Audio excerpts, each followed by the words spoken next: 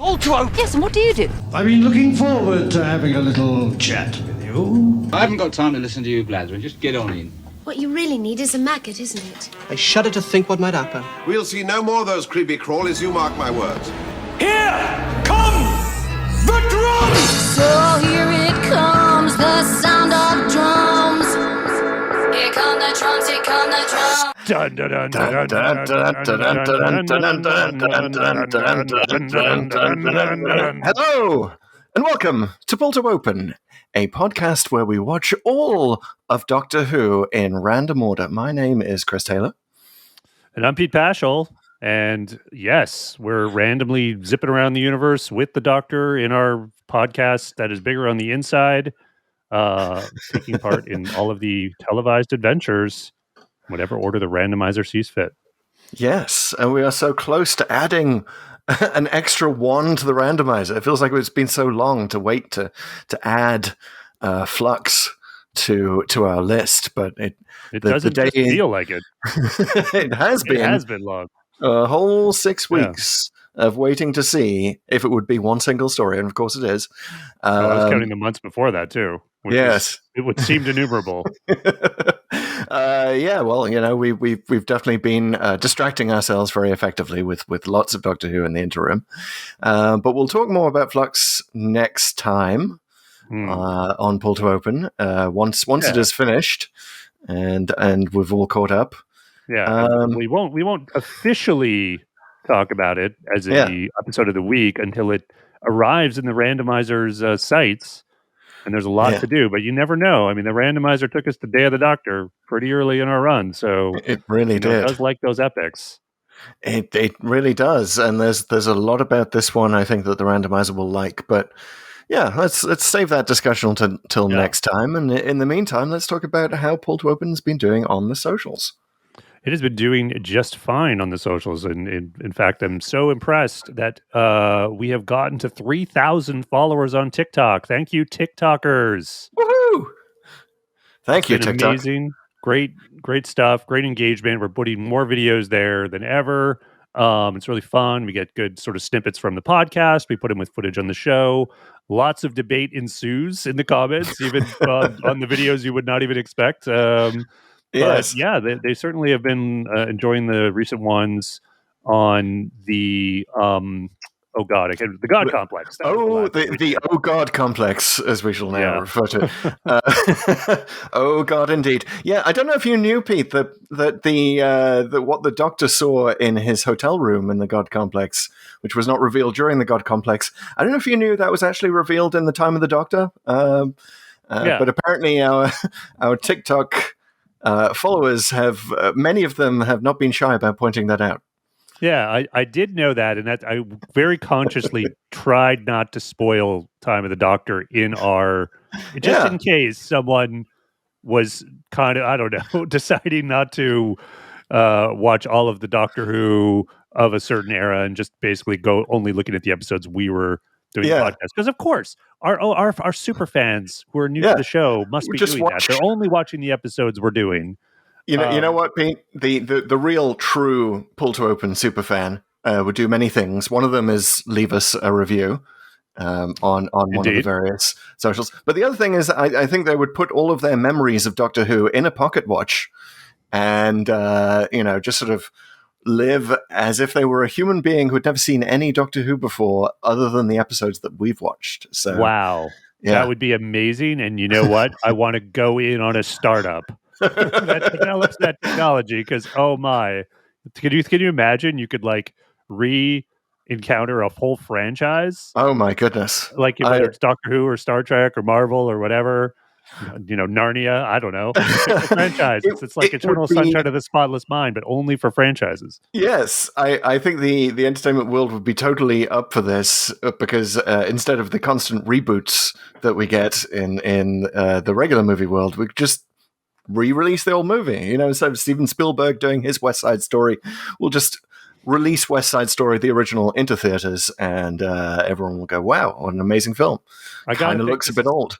This has to be some kind of plot of Torchwood in a future episode. Because it's like, get that retcon device, someone commercializes it, turns it into this sort of entertainment reboot thing. I mean, and it's just all some grubby, evil Hollywood guy who's behind it, etc. honestly, Jack makes that's out with him. yeah. that is how it would go down. I mean, that would be possibly the most realistic episode of Torchwood ever if they did that. I mean, it really is. It's retcon has such applications in the entertainment world.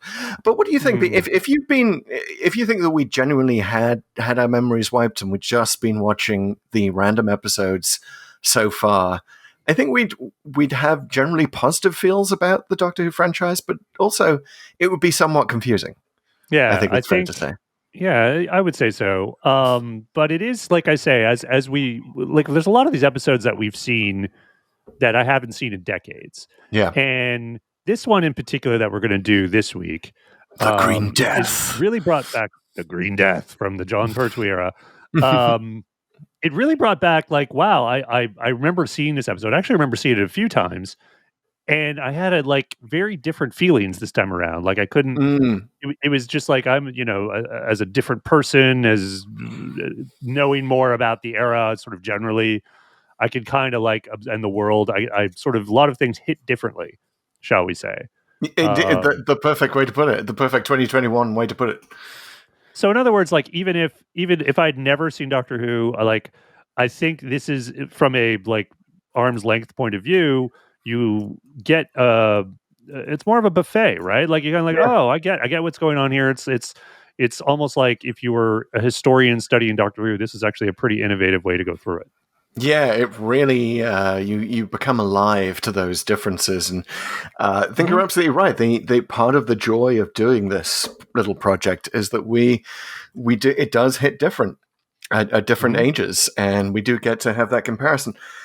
In that case, I mean, I have a pocket watch right here, as YouTube viewers can see. I was about to store all my memories in it, but you've just convinced me otherwise. So thanks for that.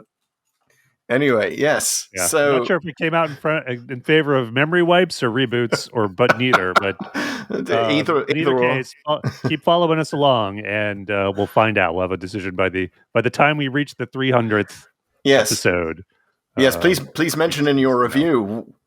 Please mention in your review on your favorite podcasting service or app whether you would in fact like us to wipe our memories, Eternal Sunshine / Pocket Watch / Retcon style, and we will endeavor to do so. Yeah, and while you're doing that, and if you need some guidance on how many stars to leave, the number 5 is just popping into my head. I don't know why.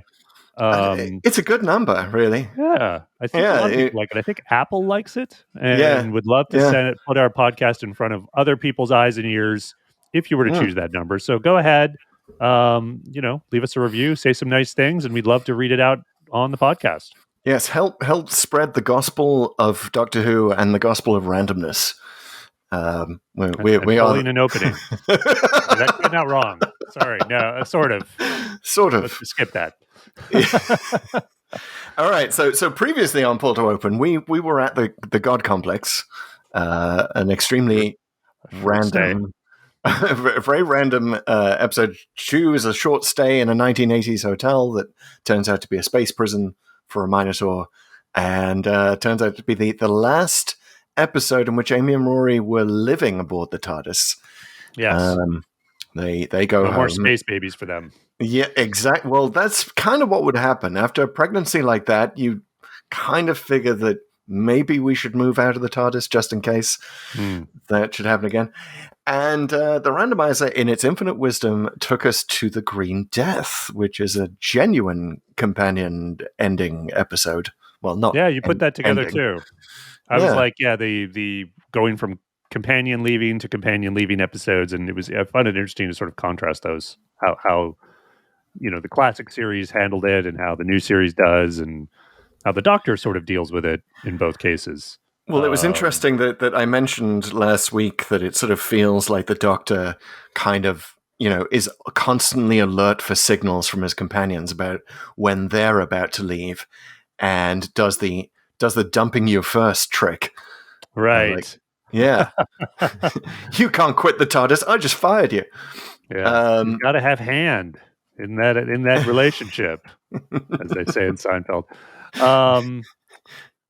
But we should probably, before we get too into our commentary on the episode, get something over with. And I usually stall, Chris, but today it was me stalling on your behalf, Pete. Thank you. I appreciate that. But it's time, everyone. It's time for TLDW, Too Long Doctor Who. I feel like we need a fanfare at this point. We do. You know what? Let's I'm taking that order. Like, we're gonna do something there. We're gonna add something to this part at some point soon.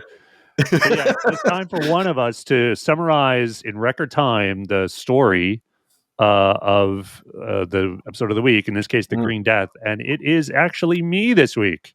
Yep, it is. You're stuck with me, Pull to Open audience, and I have not prepped at all. Actually, I genuinely completely forgot I was going to do this until we started recording, and now I'm like, oh, right. And oh boy, it's a long one. Honestly, here's another thing. When we jumped from God Complex to Green Death, for some reason, I thought this was only 4 episodes. You know, I started watching it and I got 2 in and I was like, wait a minute. Mm-hmm. I think this might be longer than I think. And it is. It's a 6-episode story. I was reminded it does not need to be, nor do a lot of Pertwee stories around about this time. And at some point in our perhaps not too distant future, we will be forced to watch all 6 episodes of Invasion of the Dinosaurs. Oh, that's right. Which I never have. I mean, Me neither. We'll get there when we get there. But I only saw the last 5 because the first one was only in black and white, and for some reason when they sold it to Canada and places, they didn't sell it as a whole package, but thought it'd be completely fine to come in a story in episode 2, which was a bizarre choice.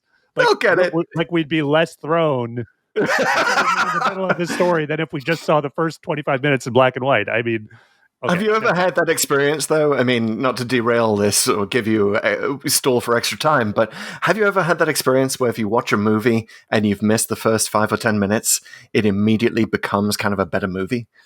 Yeah. You kind of get up to speed fairly quickly. You go, oh, okay.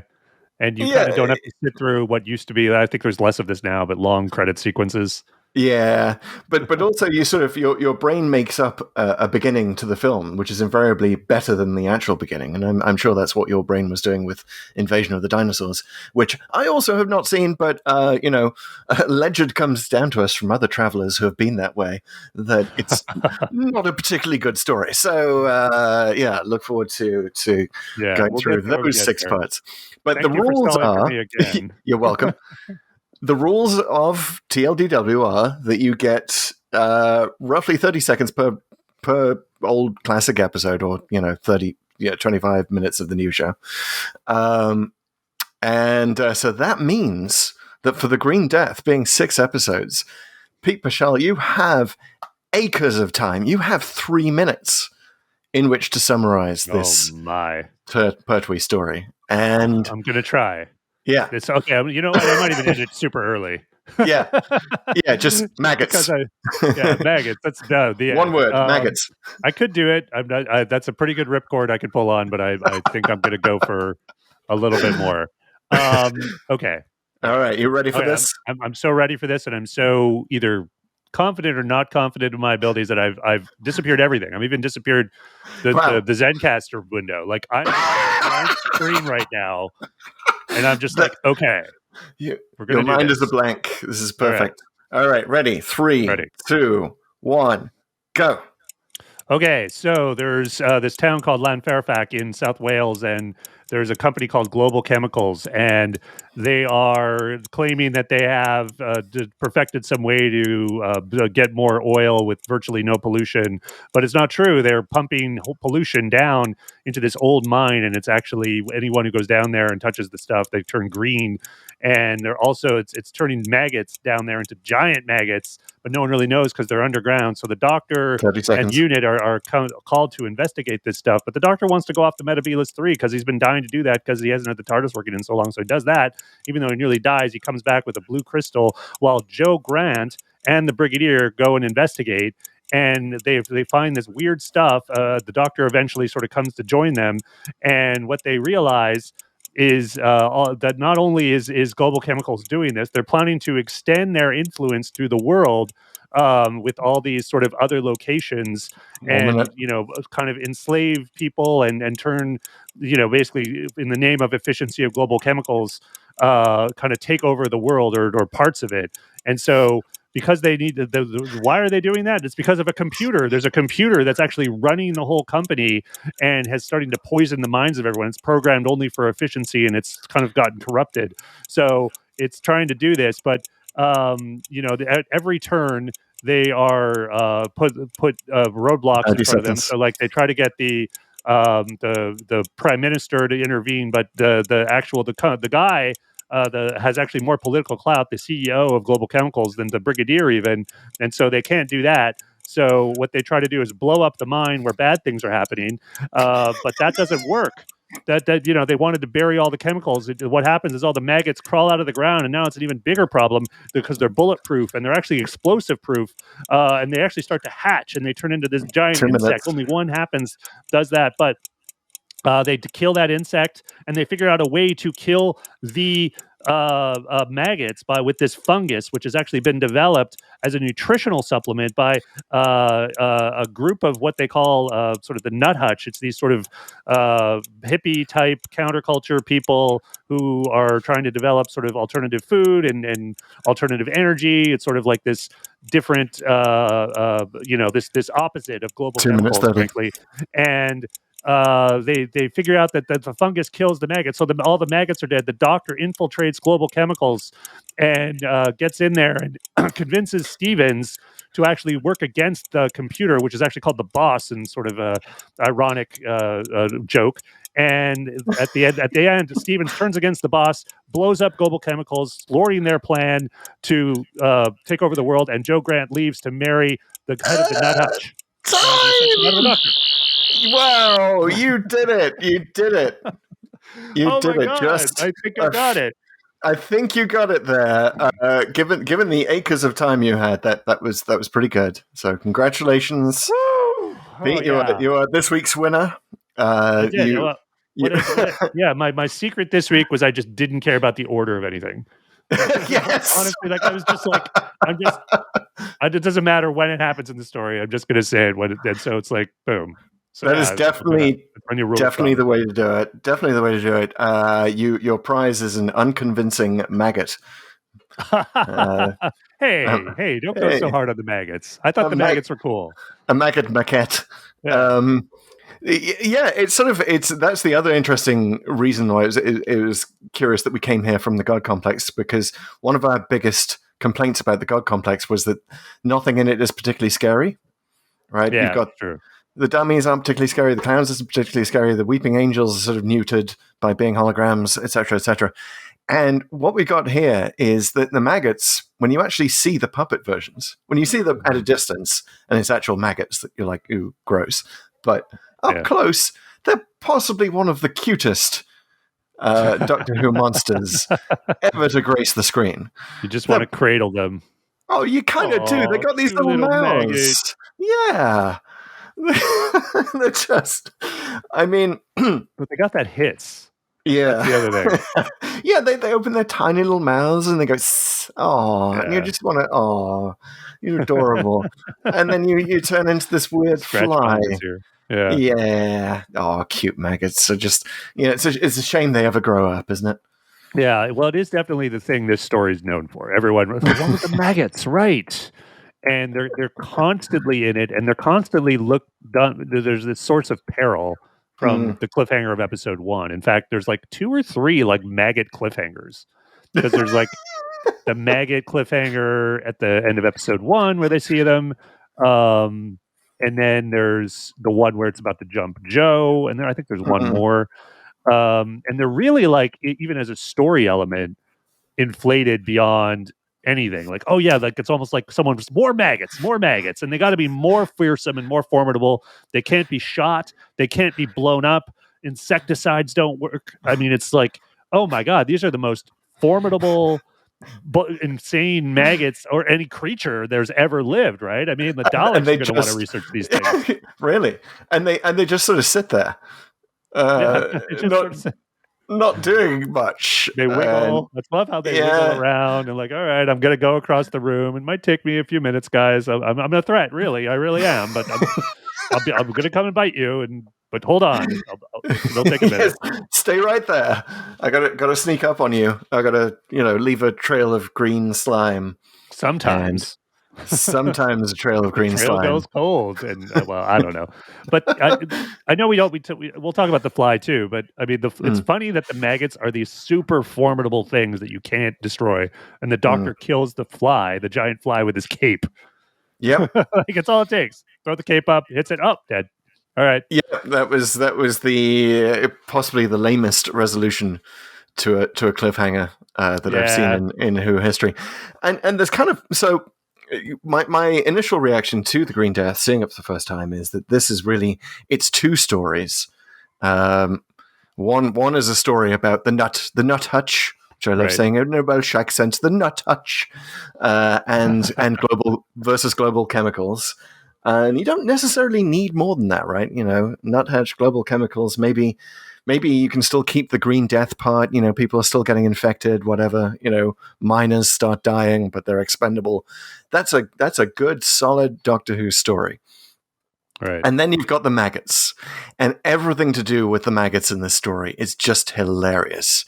And the one example that jumps out to me is that there's a line where a unit soldier says, "Well, they're all over the place." And you immediately cut to the Doctor getting off the phone, saying to Joe, "Well, they're all over the place." And this was the point, but it was a sort of interesting timing for my wife to actually join me on the couch to watch The Green Death, which she had never seen before either. And she started laughing so hard at that cut that we had to pause the episode while we just both collapsed into fits of giggles. It is rare that Doctor Who does that. It's rare that Doctor Who does that unintentionally, but just it sort of creeps right up to the line of self-parody in some of these maggot story scenes. Yeah, there's some lines that are...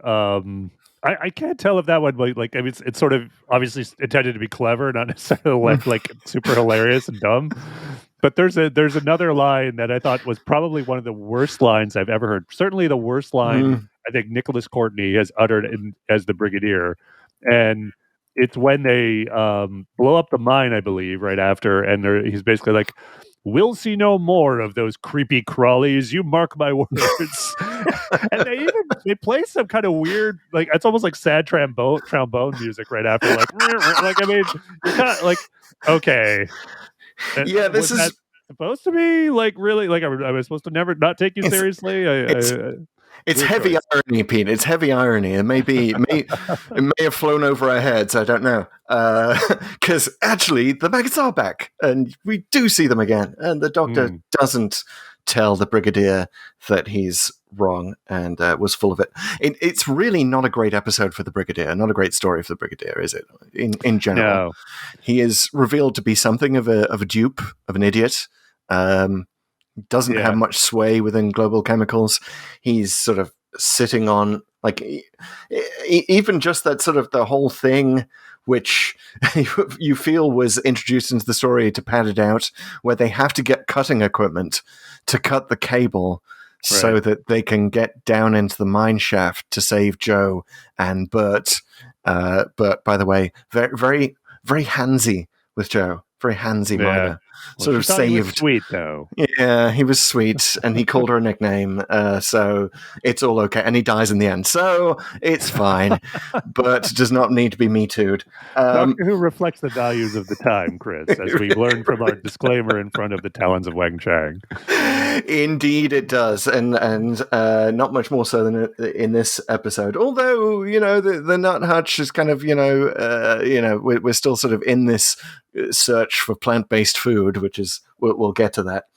Well, I hear you a bit on the Brigadier. I don't know if it's that bad, but I mean, I think it's pretty bad. It's pretty bad, but I actually like the scene where he and Stevens try to big dog each other politically, and they're both like, I have powerful friends. Well, so do I. Well, let's put our cards on the table, bro, and let's see who wins. And Stevens wins, but the Brigadier, even though it's not him, like he's wily, and I do really like that they send in Yates, and it's probably, in my view, I think the best Yates episode. He's quite effective, even though he is mind controlled for a bit there. He gets some good scenes to sort of help the Doctor, and when he's infiltrating the place, they do overuse. They use it twice, but it's at least once too many, where he shoves people into an elevator.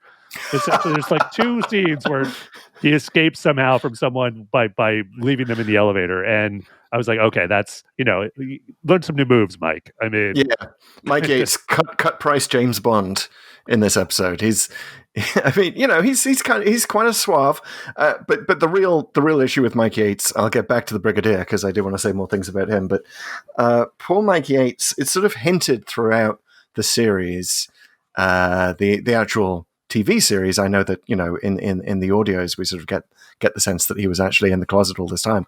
But It's hinted throughout the series that he's been dating Jo. And we certainly remember that from Terror of the Autons. He tried to pick Jo up with his clever, cocoa from a tin trick, which awakens the Autons. We all remember that one, that classy move. It's a good move. It really is. It's in my repertoire. I don't know about you, but powdered cocoa from a tin always gets the ladies. It's something hot. Something hot from a tin.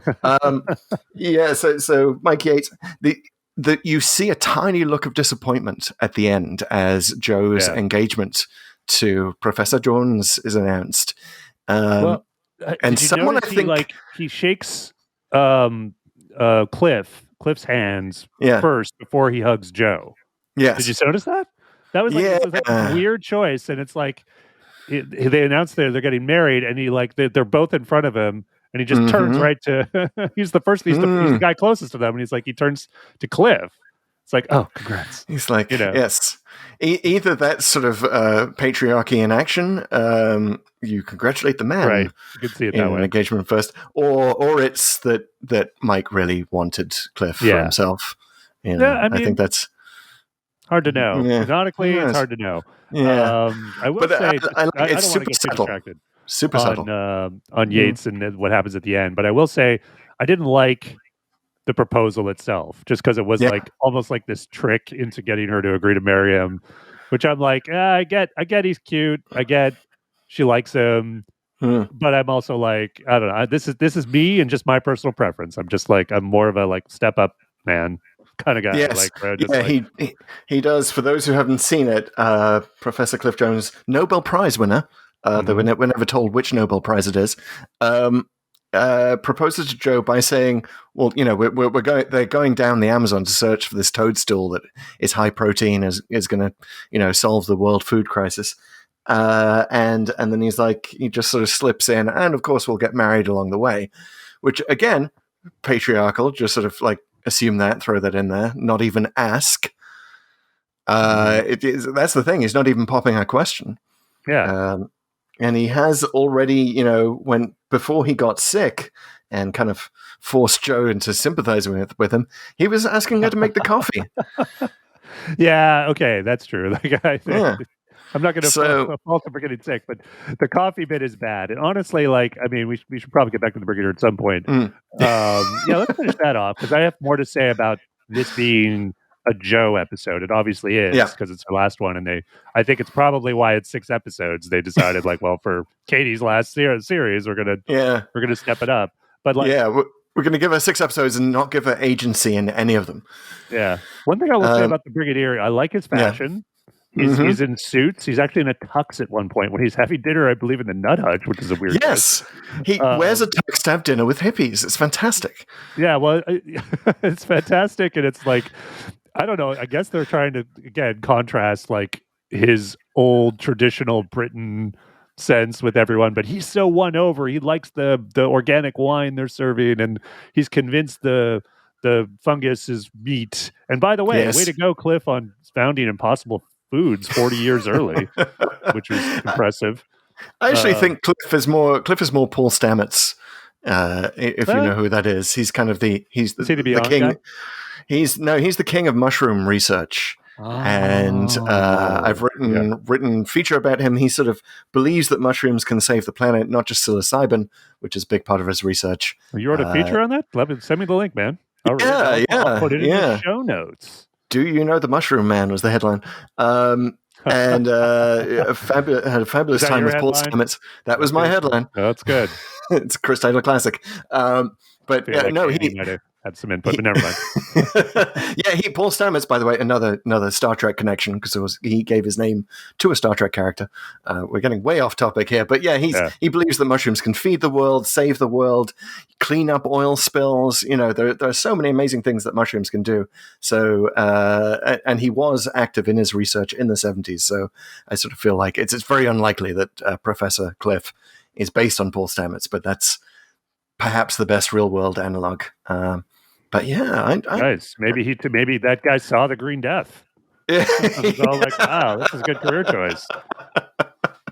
Yes, indeed. Okay, but to finish my thought on the Brigadier, I think this is not a good Brigadier story because remember Terror of the Autons? Remember his stupid blundering move to try and destroy the Master and the Autons when the Master is in that van where he's got the Doctor hostage and I believe Joe hostage in the van.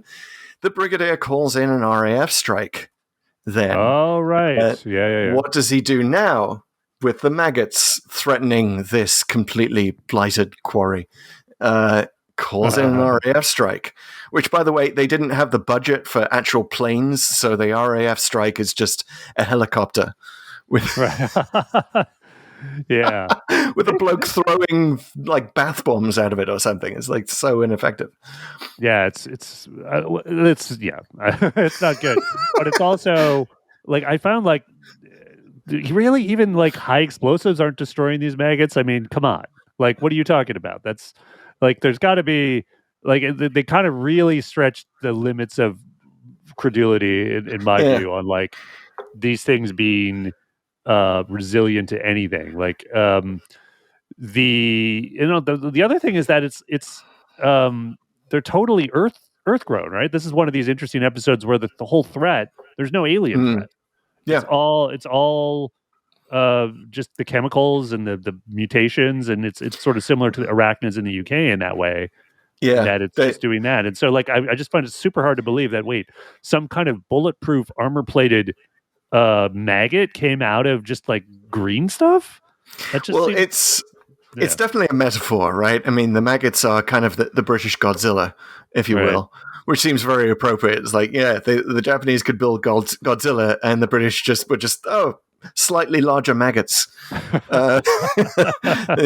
That's going to be our, synonym for chemical waste. Our way to process what's happened to our blighted environment. And but to go back to the Brigadier, it's like he seems to have such immunity in Doctor Who stories. Like they just sort of assume we'll like the Brigadier, whatever, no matter what pig-headed dumb decision he makes, and he seems to be forever kind of looking at a stopwatch like, well, you've got 1 minute, Doctor, before I blow this place to hell. I mean, these days he would be seen as the villain of the piece. He'd be the dumb soldier. But back then, it's just sort of accepted that that's just the Brigadier. He's just going to blow stuff up all the time without considering alternate practices. I mean, you could kind of throw it in. You could have the brig calling in a nuclear strike at the end of the episode, and the Doctor would just be, Brigadier. He'd kind of wag his finger at him like, when will you learn? Don't those ghosts of all the Silurians who bother you every night, don't they talk sense into you? No, I mean, I guess my point was like, it seems totally reasonable to me to call it an airstrike, frankly. Like, I mean, like there's all these maggots. Like, okay, it's a huge problem. Like, I don't necessarily think you need massive bombs to come down, but like, with more budget, like hazmat suits and flamethrowers seem like a pretty good idea. Might be more effective. I just feel like brute force might be like I would try that. Try poison. try a ground-based solution first, maybe, instead of calling in an airstrike with, like, you're trying to hit maggots from the sky. You're not going to have pinpoint accuracy, certainly not in the 70s, and not if you're just dropping stuff from a helicopter, because the rest of the RAF was busy that day. I will say, like, when they switch from a lot of indoor studio shooting, like at the Nut Hutch and Global Chemicals, and happens around like episode 3 or 4, and there's much more location stuff where all the unit guys are in uniform. It really felt to me like those were filmed at different times. Like, I actually think even Nick Courtney looked a little bit slimmer, and this might be just the effect of the fatigues, but he really looked different. Like, I was like, oh wow, like he put on the uniform and he's like a different guy. And like before he was like in these suits, and he just, I was a little he almost looked like the Brigadier from Modern Undead in a couple of those scenes. You're not wrong. And I mean, of course, it was like less than 10 years between those stories, when you think about it. Like not that long at all. 73. Yeah, that's right. It was spring 73 is when it was broadcast. Yeah, there you go. So it's we're in the same season as the Three Doctors here. Not 10 years. 7 years. Excuse me. 7 years. Yeah. Yeah, something like that. No, Mordred Undead wasn't. Was it 83? Was it 83? It was 82 or 83. It was 83 because it wasn't it the anniversary year? Yes, that's right. Yes. It was okay. I remember the gap because Queen Silver Jubilee. Okay, I got it all right. Yeah, it was 83. Yeah, exactly. Yeah. Did you catch the Brigadier drives a Mercedes? Very, very fancy. Did you see that? mean, how does he afford that on a? I don't know. Salary? What was the car that he has in Mordred Undead? Oh, it was some kind of classic car. Yeah, it was a little like Bessie. Come to think of it. Yeah. The Brig loves his cars. I tell you, could be it. Maybe he's just an enthusiast and saves up and comes from money. He does. Did he does you a bit know? of an aristocratic sense about him sometimes. So. He really does. I think the Brig's got some sort of trust fund locked away somewhere. But speaking of the 70s and the 80s and the classic unit dating controversy, which we know our viewers and fans love so much, there is more here to suggest that this story is taking place in 1980. Oh, yes? I don't know if you knew this. Yes, you really have to zoom in to find out.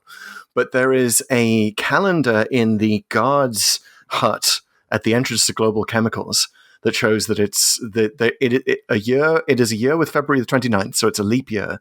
So it could only be 76 or 80, which are both leap years. And then I believe in Stephen's office in Global Chemicals, there's another calendar on which you can see a date that only took place in 1980. Only took place in 1980. Yes, well, in that era, I guess.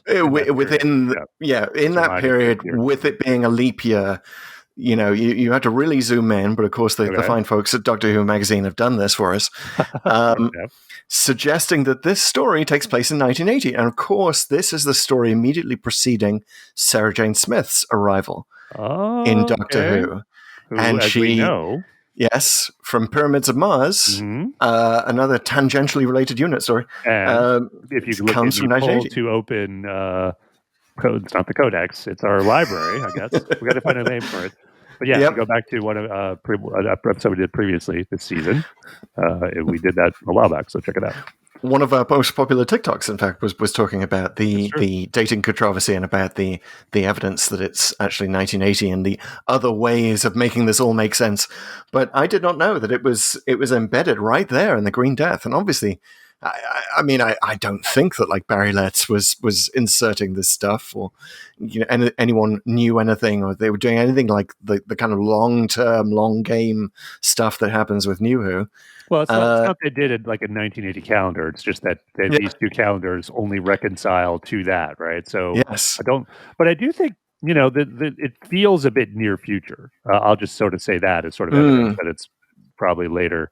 In that, you have this Global Chemicals corporation.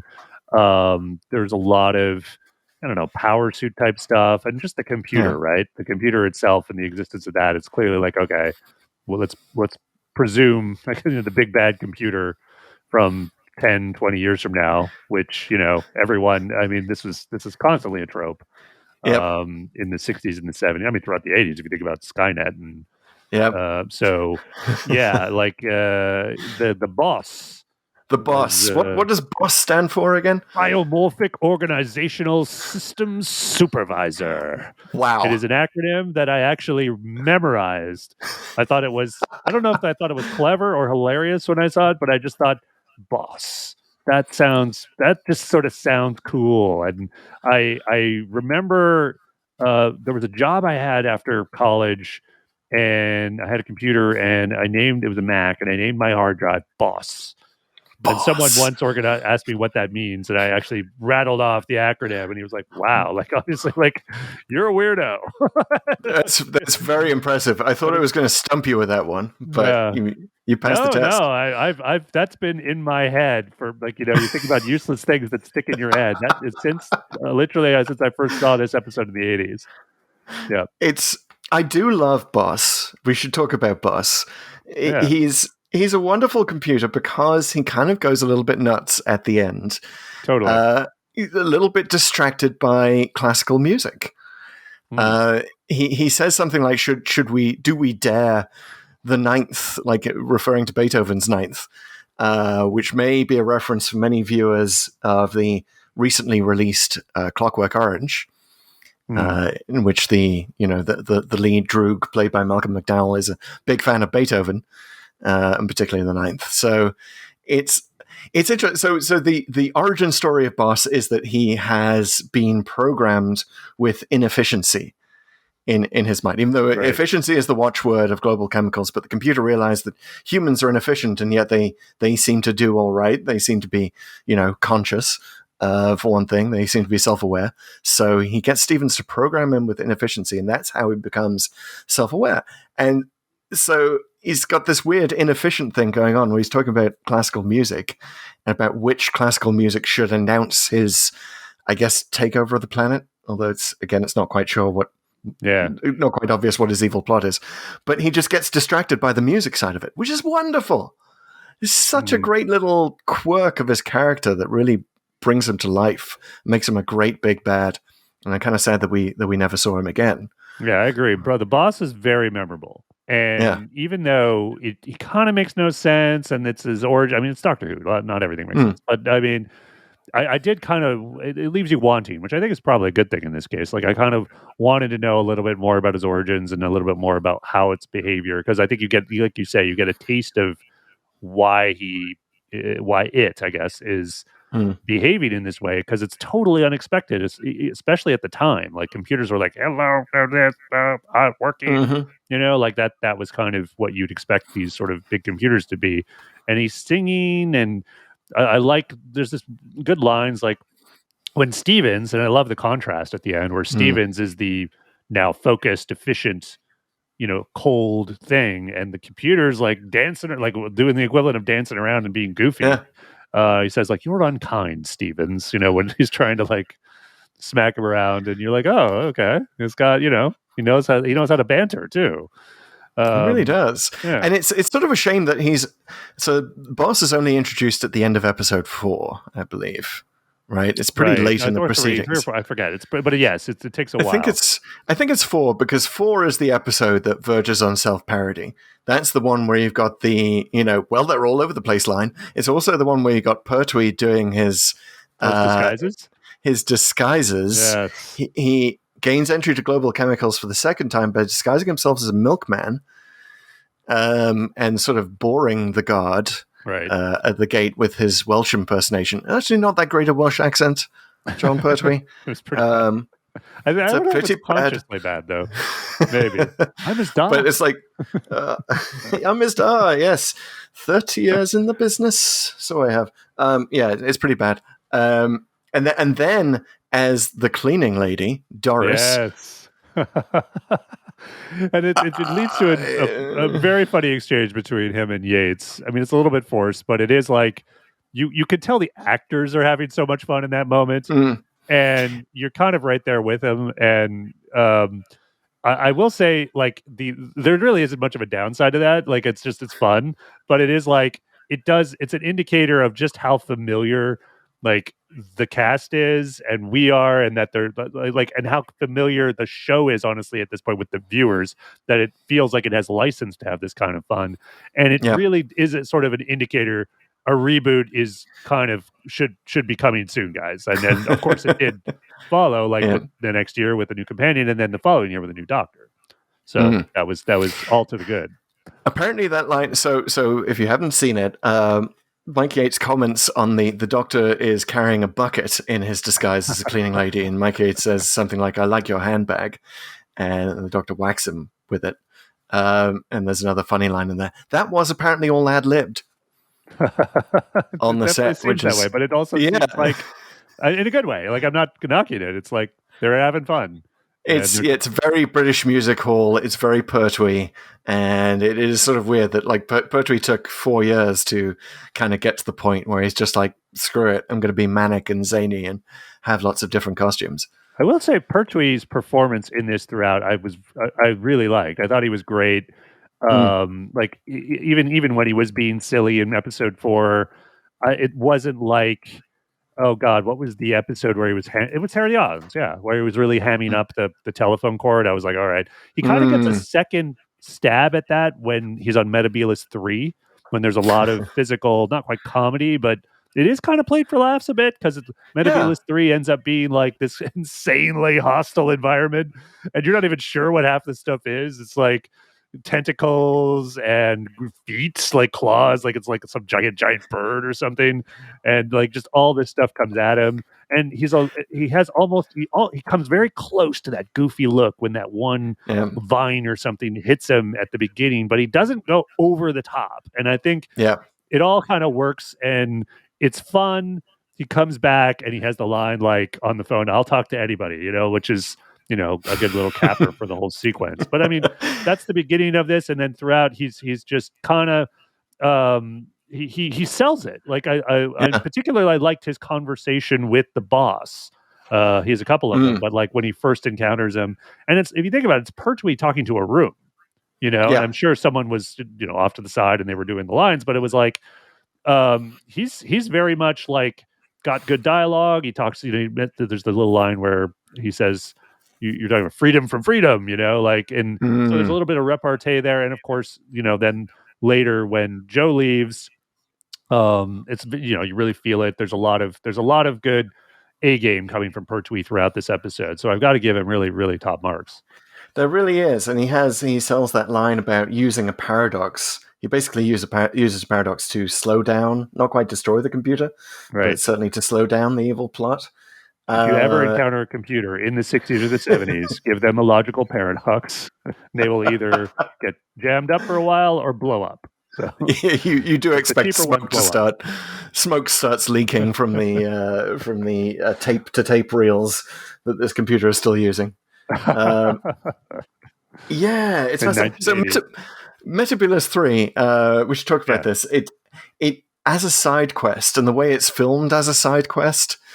It's kind of weird. It's very New Who, this idea that we're just going to follow the Doctor for 5 minutes on this random planet that he's off to visit, and all you need to know is that he comes back with a crystal. It feels Moffat-y in the sense that you've just burned an entire adventure in 5 minutes. It does. I hadn't thought about it that way, but you're right.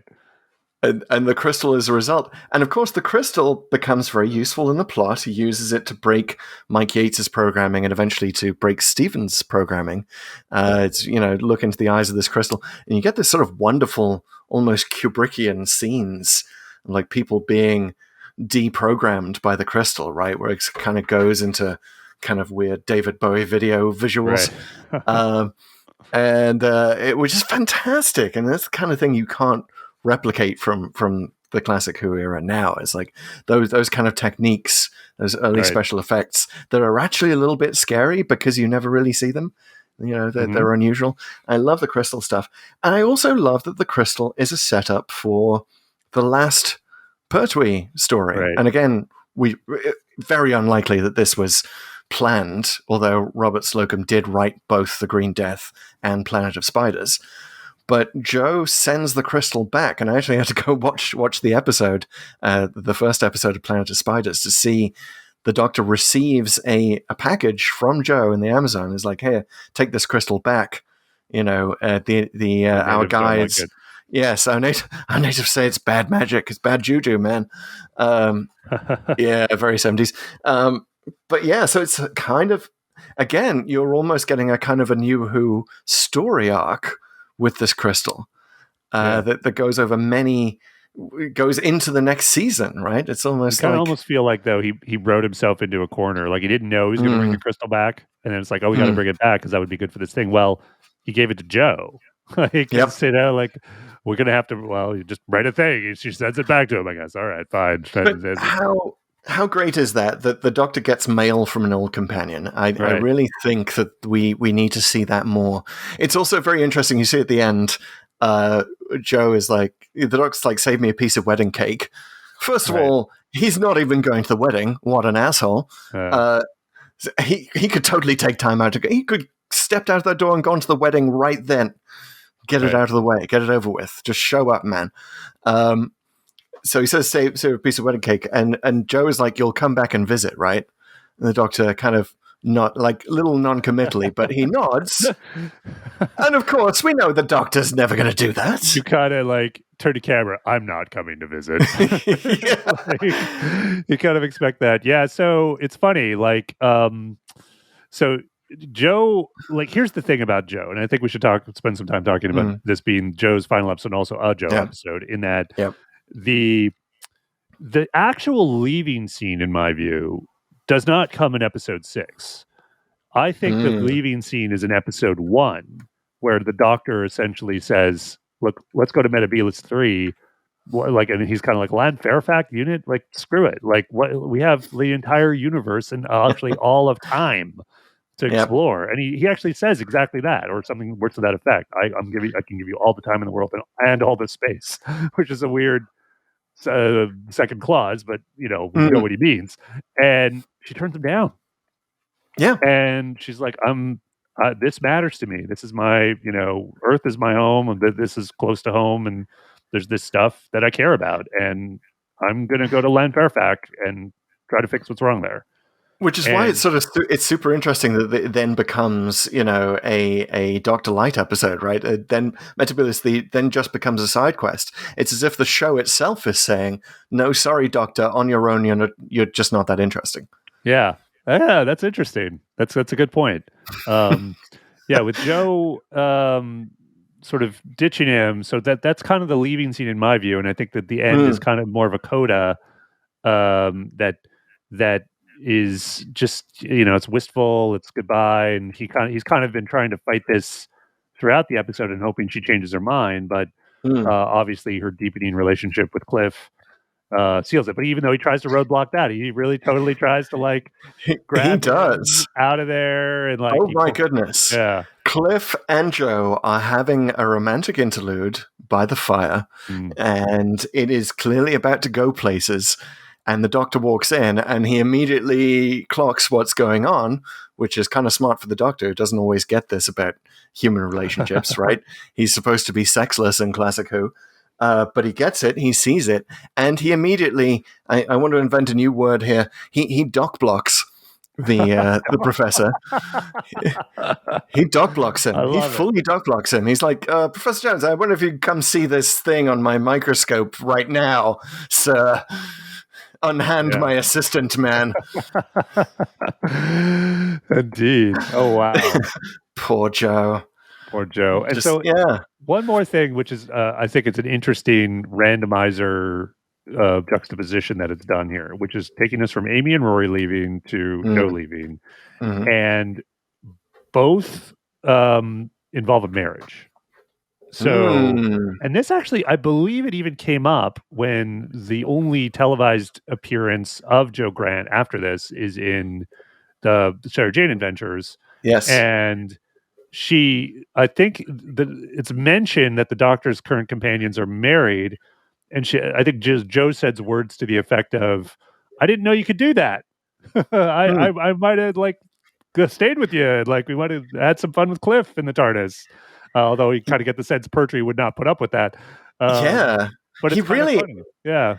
It is interesting. Without saying anything, Pertwee definitely conveys the sense that the Doctor is petulant, childish, and jealous. Yes. And jealous of Cliff. And I think you can tell this not only by the fact that he leaves the room during the frickin' they're jolly good fellows song, which, come on, Doctor, just stick around for a few more minutes. Joe looks with anguish as he departs the room. But also, like, not only could he have gone to the wedding, he could have given them a lift to the middle of the Amazon, where they're trying to find this toadstool that's going to feed all of humanity. Like, maybe that's in your wheelhouse, Doctor? Yeah, save some plane fares there. Yeah, Jesus. Do it, man. It'd be a wedding gift for them. It would cost you nothing. You've got the TARDIS figured out. So it just seems like kind of sour grapes from the Doctor there. It's a little weird. And then he goes and meets Sarah Jane, which is like the ultimate rebound. Oh yeah. Sarah was supposed to be his rebound girl and ended up staying with her forever. Yeah. I wonder, you almost get the feeling like maybe during that summer there was some other shorter term companion that he just sort of ended up ditching on the moon or something. Yeah, we never talk about her. We never talk. We just Someone's got to write the big finish. Don't look too closely at the Sea of Tranquility. That's all I'm going to say. So about Jo herself as a character in this episode, look, I got to say, Katie Manning is great. She definitely knows the role by now, and she's always appealing. And she has a lot of lines. She does a lot of things in this episode, but I will say, apart from like her headstrongness in episode 1 and 2 and being versatile with the mine and being ready to go down with Bert, I honestly gotta say I don't think this is a great episode for Jo, because in her sort of several meet cutes with Cliff, I think they play up a little too much. Jo's a klutz and Jo's a little ditzy and doesn't even realize that this is the guy that she's here to see. There's just not enough like of her taking command and actually doing things that really make a difference in the story. And I kind of wish she had, like, even though there's 6 episodes of it, she's kind of, she's in peril at one point because she kind of stupidly tries to go get another maggot because she feels bad about destroying Cliff's experiment. She takes a little cat carrier to go get a maggot. It's adorable. This little wicker basket cat carrier. I kind of wanted in her last episode to have sort of at least one scene where I'm kind of cheering her on and you go girl or something like that, but I never really came. Even though like she has zero agency, but she also saves the day by accidentally spilling mushrooms on the professor's slides. Like, she's responsible. But it is like it's all written so that she didn't actually do anything, right? It's just Joe's plots, but somehow she found it out. So it's like, okay. And the only reason we know is that Cliff says serendipity. Right. That when he's getting his green death on and he can only blurt out one word. And what he says is serendipity. And this eventually turns out to mean that when you spilled those mushrooms on the slides, it was a very penicillin-esque moment. Accidental scientific discovery that the mushroom spores kill the maggots. So thereby solving the maggot problem. Is there another word you'd use rather than serendipity to say that? Like, penicillin maybe, or slides, spillage. I think this is when, this is an era when, people couldn't just look up any word anytime on any device in their pocket. So I think it was probably like, as an educational thing for kids, I thought it was probably pretty interesting. Like, it was probably brand new for them. Also, well, here's the thing. He was delirious, all right? Like, he was delirious, and somehow serendipity is the first word he reaches for. It. I know when I have a fever, that's the first thing that pops into my head. But I'm going to blow your mind, Pete. Oh, Katie Manning, in the shortly after she left Doctor Who, Katie Manning hosted a BBC show called Serendipity. No way. Yes. You can look it up. Yes, so I think our randomizer was responsible for that. But if you sort of take the "this is set in 1980" thing to its logical conclusion, it could be that Cliff is trying to say that Jo reminds him of the girl who used to present that TV show Serendipity all those years ago in 1974. Nice, I like that.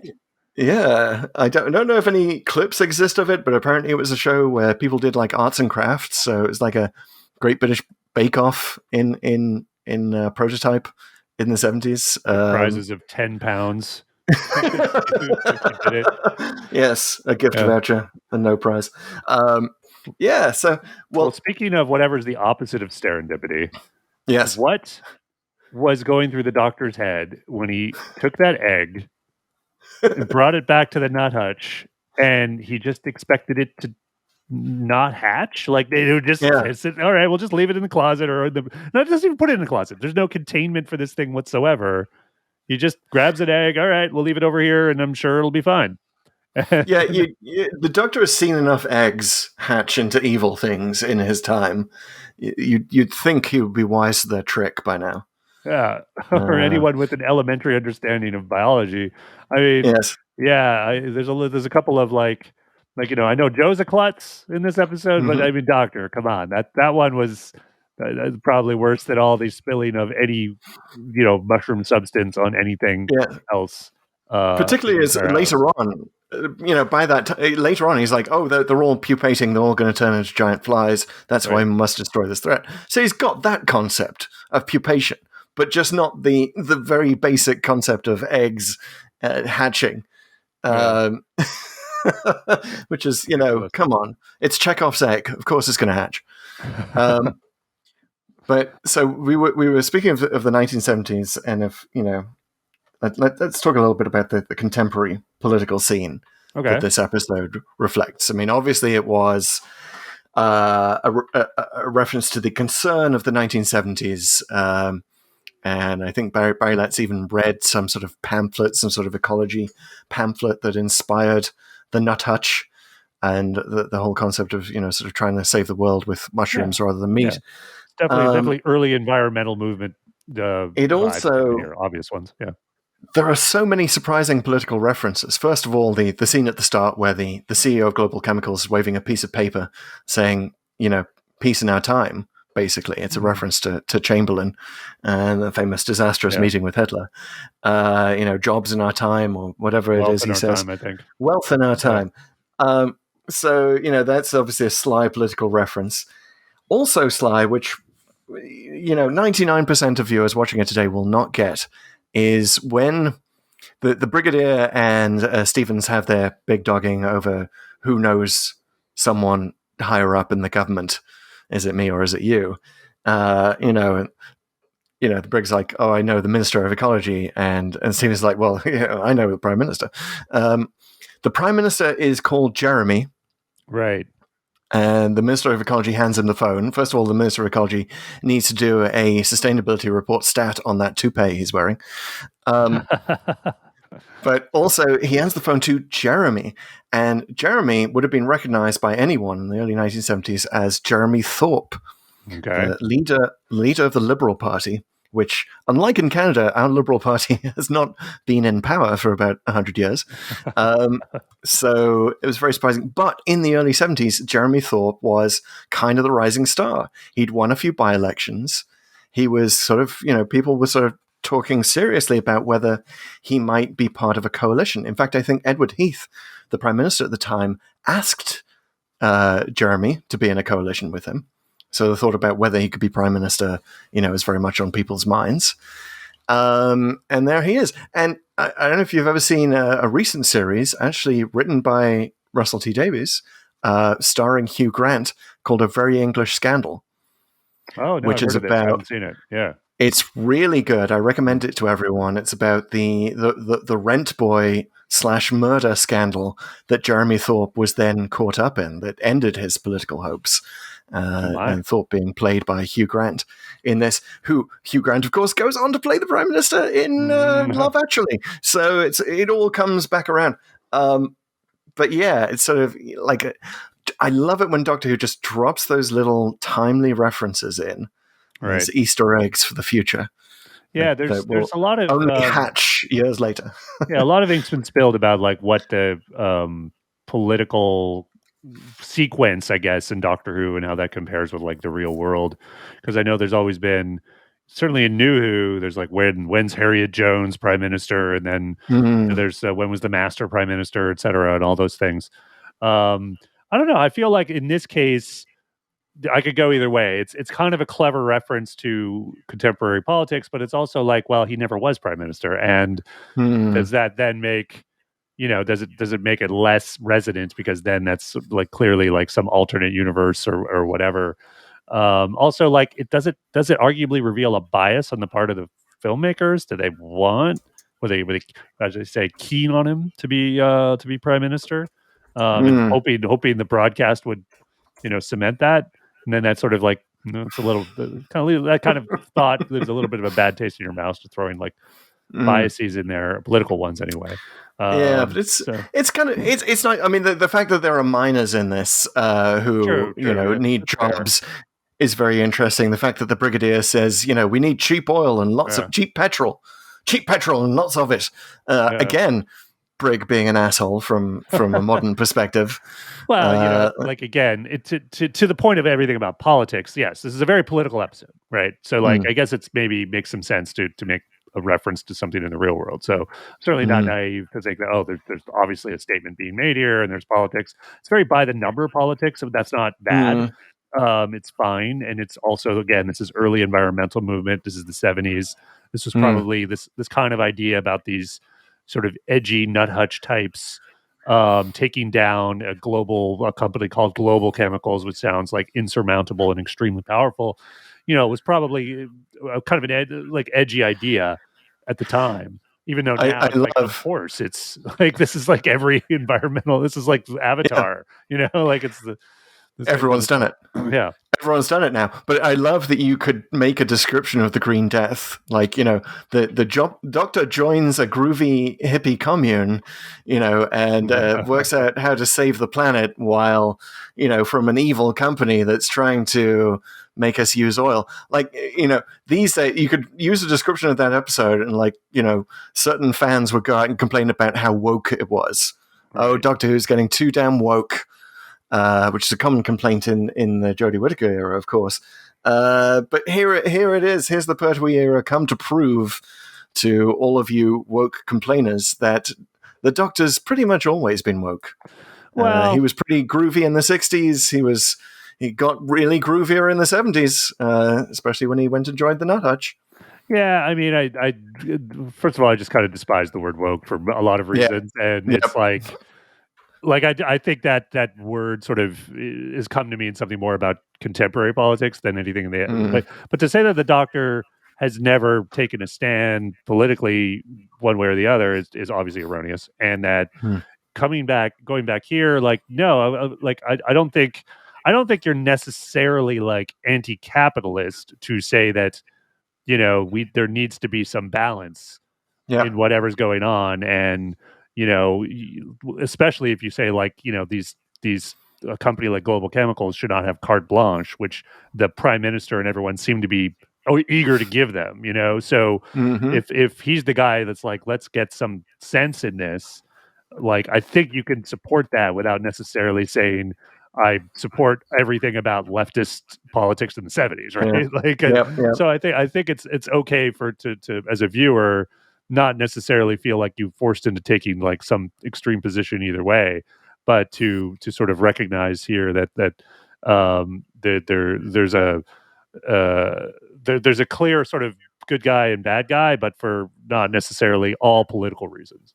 Well, it's speaking of 70s political references, the fact that miners are in this at all makes it very 70s. There was a miners' strike in 1974. A very, very bad one that basically forced the government out of power.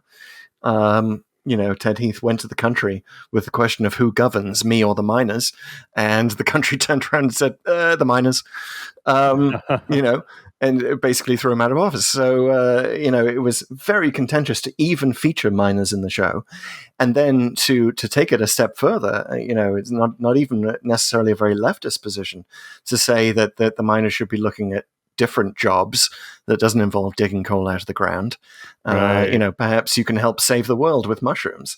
That was very edgy daring stuff in an era where ecology wasn't necessarily a left or right issue. If anything, it was a right issue. It was Nixon who started the EPA, right? It was Teddy Roosevelt who was the first great conversationalist. It had always been a Republican issue in the US and kind of similar in the UK. So, you can see this sort of drawing interest from all ends of the political spectrum. And I can sure there are a lot of people at the time who said, oh, the Doctor's getting just too political in general. And, we've seen enough about miners on the news. We don't need to see them being the heroes or the victims in this show. Yeah, I hear you. And I think there might have been even a little bit of not necessarily a streak, but I'm not trying to try to direct line between this and Carnival of Monsters, but there was more activist Doctor, I guess I would say, in this season, because Carnival of Monsters obviously had was a bit of a dig at zoos and not necessarily animal rights or whatever, but this idea that these people controlling these miniaturized versions of people were just capitalists, really, and not really realizing like the bad morality of what they were doing. And again, you could even see it throughout. Like, even go back even further to like, what was that one? I don't know. It was Colony in Space. There was a bunch of these throughout the Pertwee era. So there's definitely, like, not that it's bad that keep sort of returning to similar themes, because it's not saying playing the same tune. It's just variations on a tune.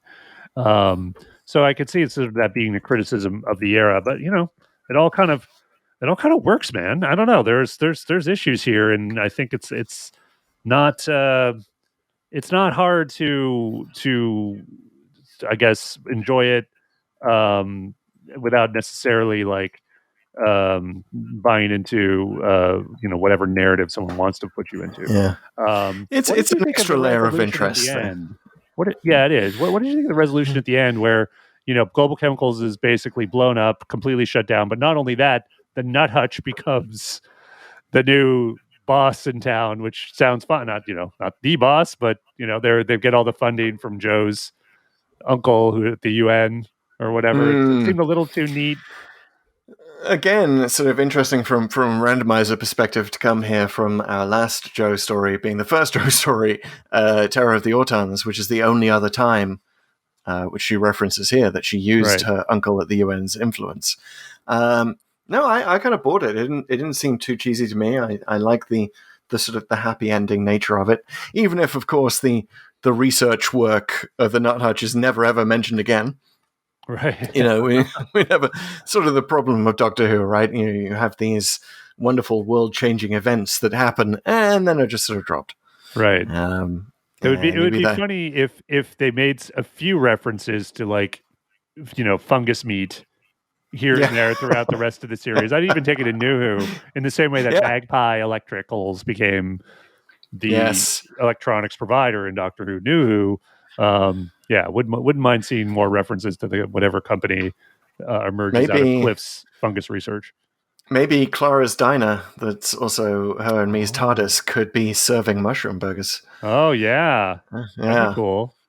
Yeah, I thought it was fine. I mean, actually, I thought it was a bit cheesy until they brought up Joe's uncle. I was like, oh, okay, I guess you could do that. And since, again, like you say, they've only played that card twice, it's like, I'll let you do it. It's fine. You know, as far as a thing they, don't do too often. So one more interesting thing. So apparently Katie Manning was engaged to the gentleman who plays Cliff Jones. And Stuart Bevan, I guess is his name. But they separated a year later.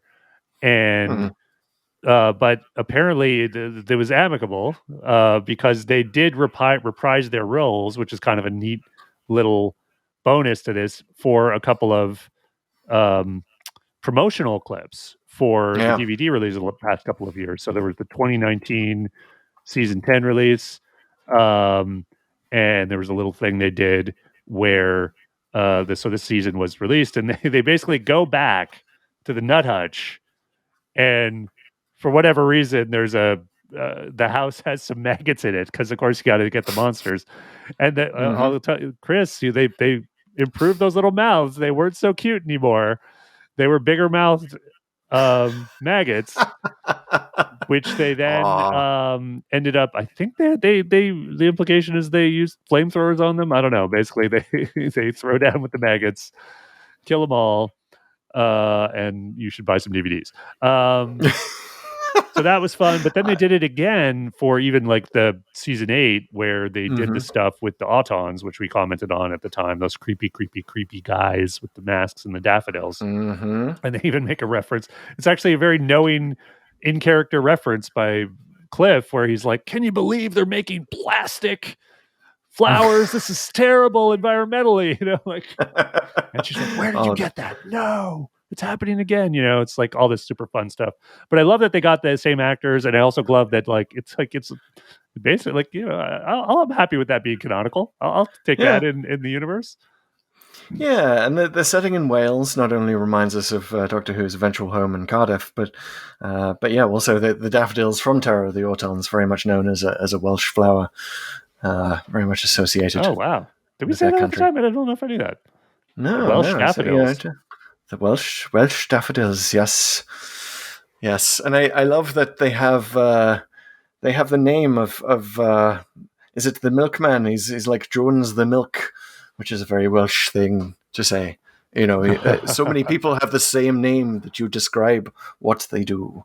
Yeah. Dye the bread.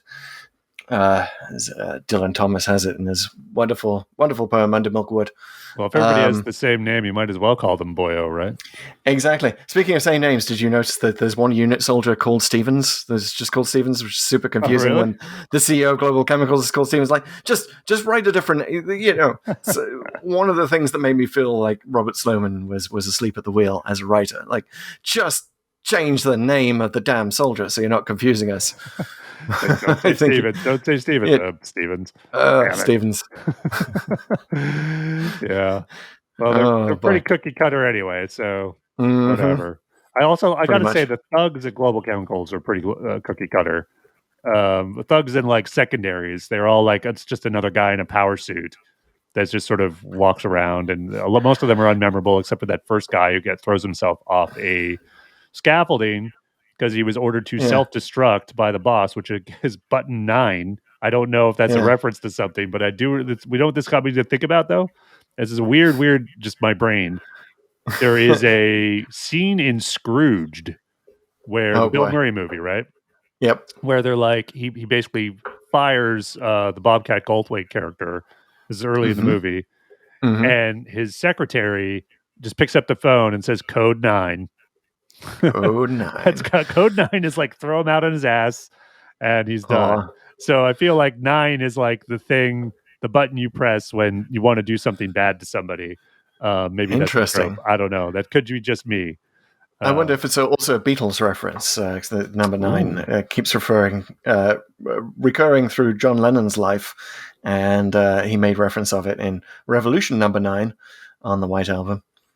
Sorry, I'm getting into Beatles geek mode at the moment. It's okay. This is the weird references part of the podcast, everyone. So expect a few more. Yes, and also the Beatles Get Back is just infecting my brain at the moment. That whole Peter Jackson trilogy. One thing I do want to pick at, by the way, with the Global Chemicals guys. So they kill that guy by hitting button 9, and he has to throw himself off.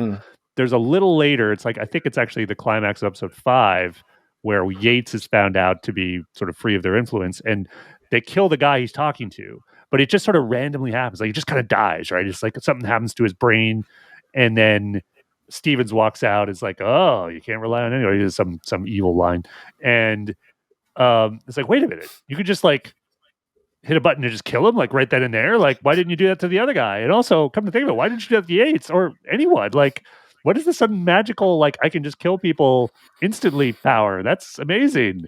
And I felt like it was just kind of this lazy bit of writing. They didn't figure out like how they were going to kill him, and they didn't want to do something super violent like shooting him. So it was like they just have him suddenly die, and it's like, oh, okay, that's new. That's a new power. Yeah, Stevens in general is not, he's no Stallman to compare this to Inferno. Even though this episode wants to be Inferno, the story wants to be Inferno in some ways. Well, there's green stuff. There's green stuff on hands. I have to say that the green special effect on hands has come a long way in those 3 years. Has it though? It's not neon. It got neon, which is so much better than the sort of the kids' watercolor set version of green that we have. I don't know. I like classic green in Doctor Who. Yeah, you're like, if the special effect's going to be bad, let's make it really bad. Yeah, where the green regenerated, I didn't land there quite so much. I like those old episodes, but yeah, it's definitely there's green. There's a lot of reflections, or again variations on a tune here from Inferno, with the threat, with Stevens and Stallman, just the general sort of project / corporation that no one can seem to stop until something goes super disastrously wrong. That has the backing of the British government because we need cheap petrol and lots of it. Indeed. We need that energy crisis solved, guys, because it's a crisis and it's never going to end. And also, I mean, there's this weird subplot with the marketing guy kind of slowly comes to realize that the other suit, the bald-headed guy whose name was completely forgettable, is some sort of automaton. And he doesn't realize this immediately, of course, because I guess in the corporate world, everyone just talks like that anyway, in a monotone. Yeah, well, it's kind of one of those things where even if you realize it, like, what do you do? I didn't mind that so much because it's like that guy was a little more memorable, but it's also like not only is he waking up that this guy's controlled, like he's starting to wake up like, wow, I work for an evil corporation. Like, what's going on? There's waste products, people killing each other. We're lying about things. This is not good. Like I've sold out, man. I mean, you definitely see that marketing guy having been a hippie 4 years earlier. And in that scene where I think the Doctor and Joe are climbing up the pipe when they have that confrontation over what, because he got to get the door open.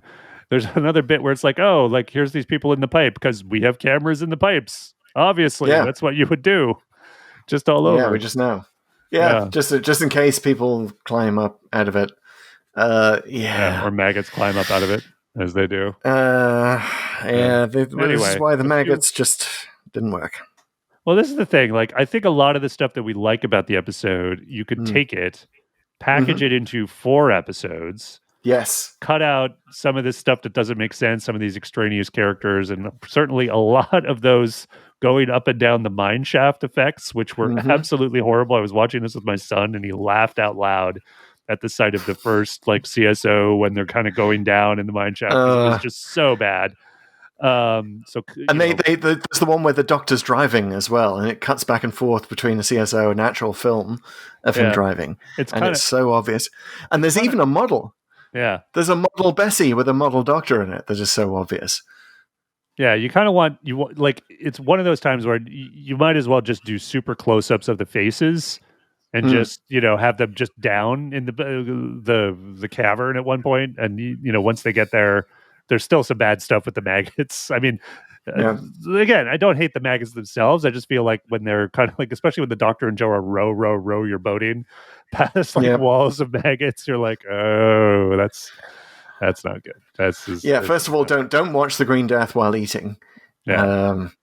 If you have any sort of squeamishness about thinking about maggots while you're chowing down on a sandwich that may or may not have vegetables in it, maybe just don't combine the two. If they really wanted to play it for laughs, they could have had the Doctor offer Joe a biscuit or something while they're there. Would you like a biscuit while we're here? No, you're good? Okay. We'll just keep going then. Yeah. Would you like this cookie filled with raisins while you're thinking about maggots? Yeah, that would not be good. I mean, it's sort of, we shouldn't rag on it too much, right? This is definitely still the era of Doctor Who when nobody ever thought we'd be watching Doctor Who again, and certainly not this many years later. Well, I think we've defended the bad effects before. We kid the Green Death. Again, I think we haven't been ragging too hard on the episode itself. I think this is generally I come out pretty in favor of it, even though it is a bit too long. There's enough good stuff here, and it does, like you say, like it's bold enough to not shy away from the politics, which I respect. Whatever you sort of come down on it, and I think. There's just, like I say, Pertwee's great. Katie Manning is great, even though she doesn't have nearly enough agency in it. I like Cliff. I mean, I did want to like him, but he's okay, and he's got those cheekbones. I totally see what you're going for there. Goodness, yes, Joe. He's a hottie. I'm surprised he's not like on the cover of Playgirl's Nobel Prize winner issue. Yeah, it's too bad Unit isn't better treated because they are in it throughout, like the Brigadier and Unit, and like luckily Yates is there to kind of save the day for both the story and their competence. But otherwise, I thought, yeah, this was fine in terms of like I thumbs up. It's a Dalek. Yeah, all the scenes without maggots in are a Dalek for me. Yeah.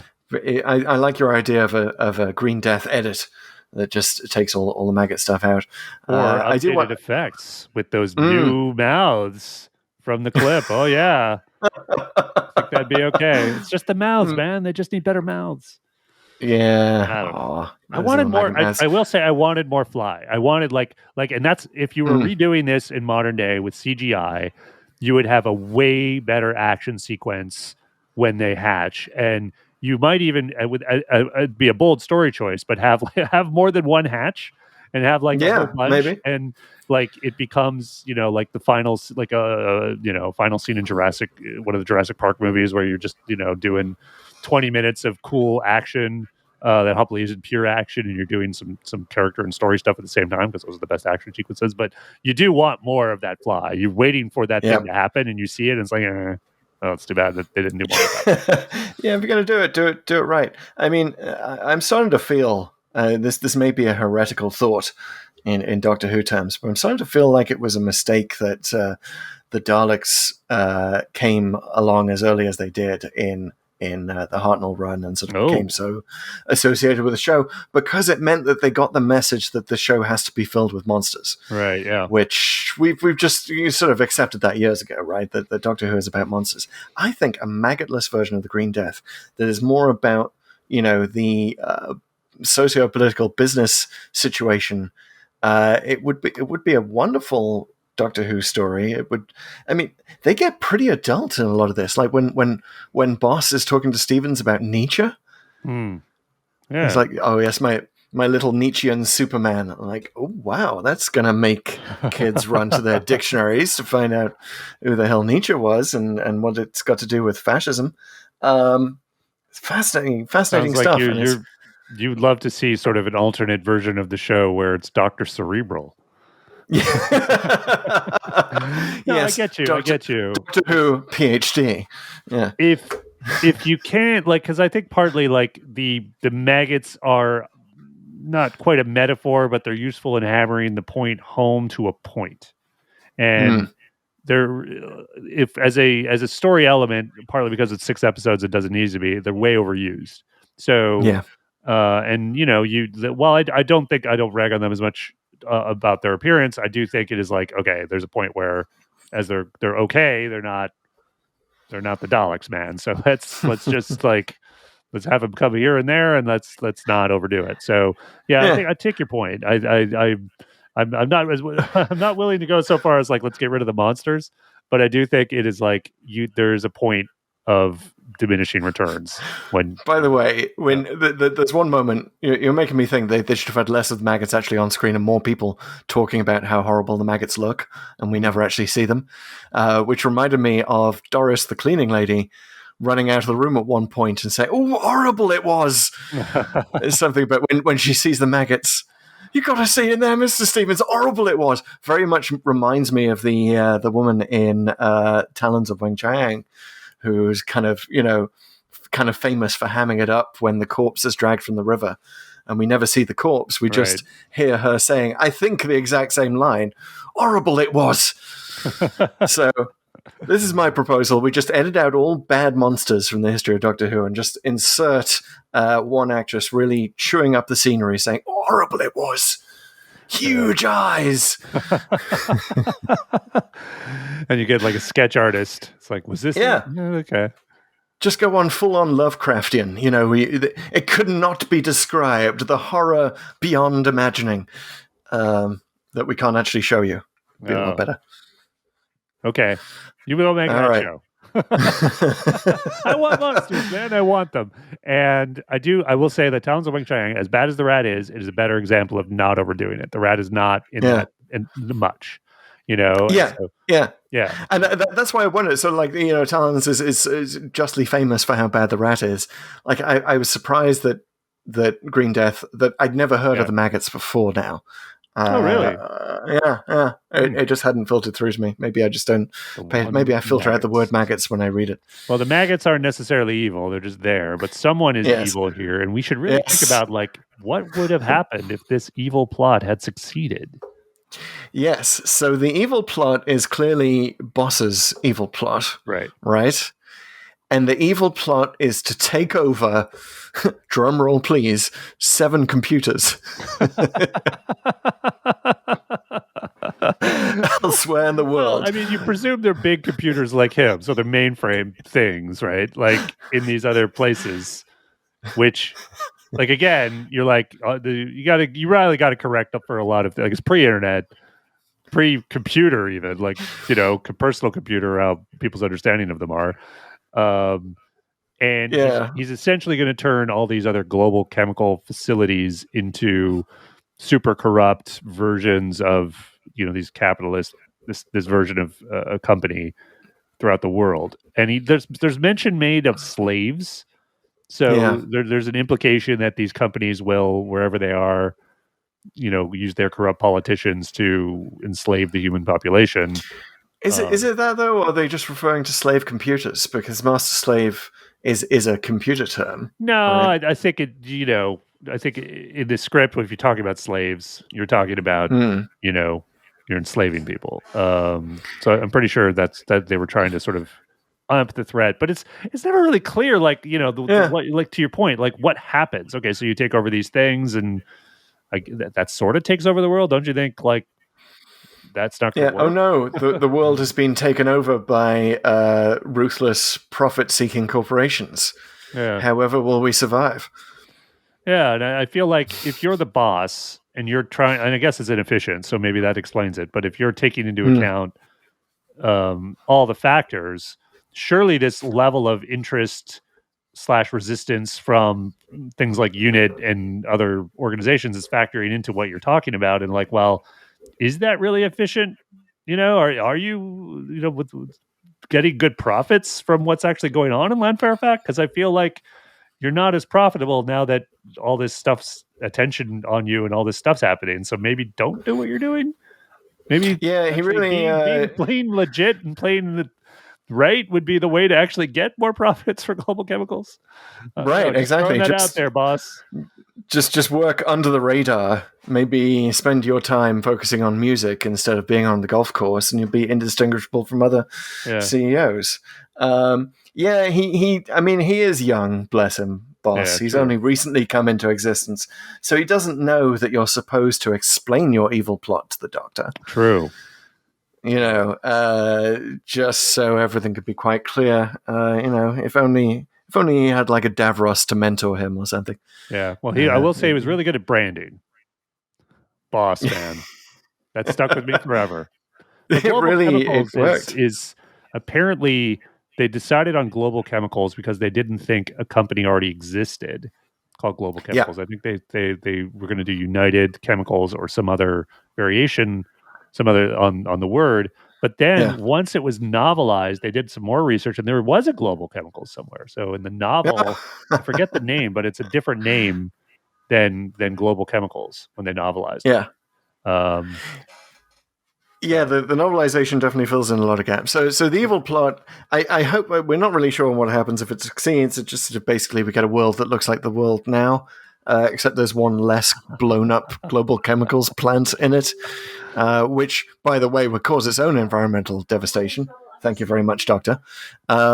True. And so what I really hope is that it is that it involves more of those nifty headphones.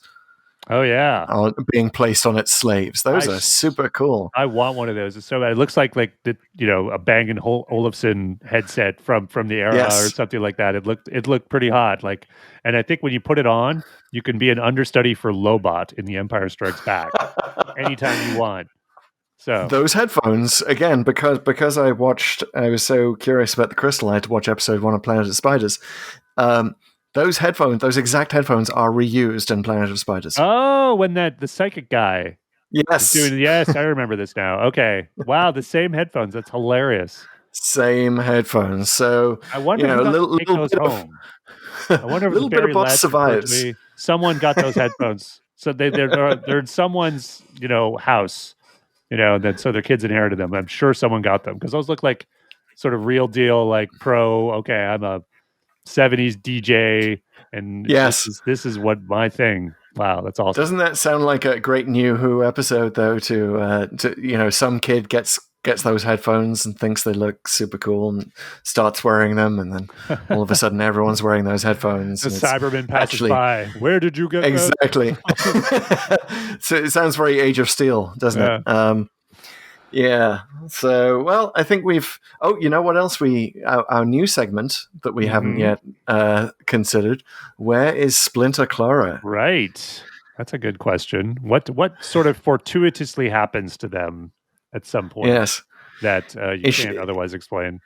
Is she down the mine shaft at some point? Because maybe I'm more like I think she's one of the people in the nut hutch. And at some point, I think she probably is like switching the vials in Cliff's lab so that when Joe spills them, that she spills the exact right fungus on those samples to cure Cliff and kill the maggots. That's my guess. Maybe Clara appears throughout Joe's timeline as well to make sure that she's just generally klutzy. That could be it. So that it will reach this resolution. There's like a couple of people in the nut hutch that he introduces. I think one's Nancy, right? Maybe Clara's Nancy. Yeah, it could be. I mean, they've got. It's wonderful. They introduce all these scientists in the scene where one of them's doing meditation, one of them's doing yoga, and they're all doing things that are supposed to be freaky but look sort of perfectly normal to us now. Yeah, yoga, man. What? That is so weird. Crazy. Again, not to talk about Planet of Spiders too much because we will get there eventually. But the big threat in episode 1 of Planet of Spiders is meditation. There's some belly dancers going on there too. Oh my goodness! Yeah. So have we? Damn. Oh, that's 80s sorcery. Right. We'll get there soon enough with Mel off to one side doing the jazzercise. So I think we have exhausted the Green Death. I think we've talked the Green Death to death. Yes, we've flushed it all down into the mine now, and we are moving on. We need to activate the randomizer to find out where we're going next. Chris, can you tell everyone who's listening what the randomizer is and what we're doing here? Sure. Well, as you know, on Pull to Open, we watch all of Doctor Who, all of it in random order. We're watching discrete stories. We've made a list of what we think those discrete stories are, which slightly varies from the official Doctor Who list because we combined and separated a few for our own purposes. And we have what's called the Codex, which is a full database of all of those 297 stories, not yet including Flux, the 298th, because it isn't finished yet, so we can't go there. It's time-locked. I will add that if you want to see the Codex, it's usually linked in the show notes. So if you want to have a quick look at how we have numbered the stories... I didn't realize that the people were looking at it. I should spruce the thing up. It's got viewable by anyone on the internet, which oh my goodness, one of these great technologies you have. But you can check it out. Where we've combined things. I'd been coloring the lines differently for when we'd actually watched them, and I kind of abandoned that several shows ago. So I feel like I need to go. Oh no, I've been keeping up the Codex, Chris. Oh, you've been keeping it up. Oh, I appreciate it. It's all right. I got you. Thank you. I got you. I was a bad Codex owner. And then we use the Executor to decide where we go next. And that the part of the Executor is played by random.org, which is a website that will not produce pseudo-random numbers, which is what computers usually do. They're terrible at actual randomness. They just use algorithms. And it does true randomness using atmospheric noise.